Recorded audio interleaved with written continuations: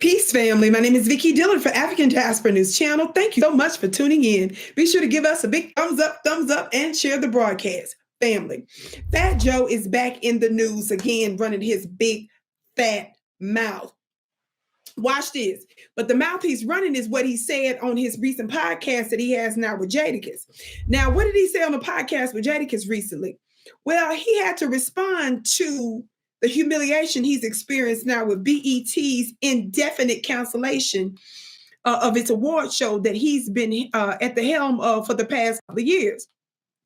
Now, I'm going to deal with this today's brief broadcast from this angle.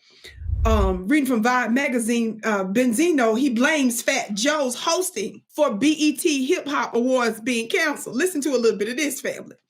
If you don't know, he's Benzino is a former rapper, producer, music industry guy, right?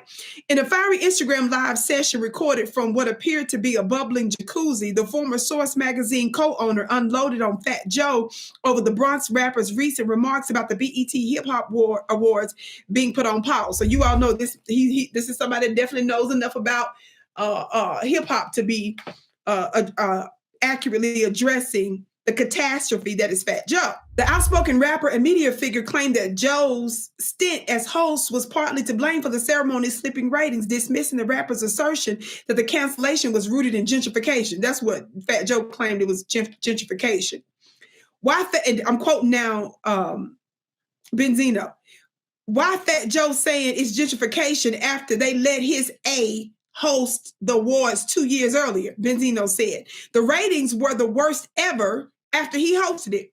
Was it gentrification when you was hosting it, Joey? Stop, man. Joe, you're putting out too much misinformation on the internet, bro. You got to do better, man. It talks about how Benzino's comments arrive in the wake of BET's announcements earlier this month that both BET Hip Hop Awards and Soul Train Awards will be placed on indefinite hold as the network works on revamping them. I was doing some other research from related to BET's announcement, and they also talked about they're looking for, I guess, the most appropriate climate. But it's not in the white Latino community with Fat Joe. We don't have no problems with that community as long as they do good. We have problems with stuff like this video. Watch this. Cast on Fat Joe right here on this network. So a few months back, the end of 2024, I believe it was, he called us a hate group. Basically on the order of a terrorist group. And then called us broke A's and just went on crazy disrespecting us. We're the demographics that normally causes shows like this, award shows, to be successful. Do you think we was going to tune in when we getting Ku Klux Klan vibes? So black to be somebody, that's crazy. You said that's crazy. And why does BET feel the need? What do they owe Fat Joe to do this? How many of y'all know that also Kamala Harris and him, I believe it was Kamala, the White House brought him in to be a part of some think tank or so another related to the community.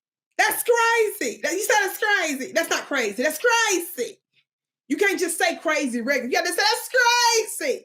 You got to roll your eyes, shrug your shoulders, move your hands, twitch. This isn't normal. It's something wrong with that.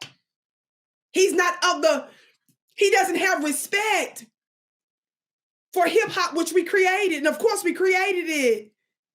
I always tell people, if you want to know the details and the receipts about the creation of hip hop, get my brother Tariq Nasheed's documentary on it called Microphone Check. But I just like to throw this out there on a regular basis, and I'm going to keep saying it. If we created country music, and we did. If we created jazz, and we did. If we created R&B, and we did.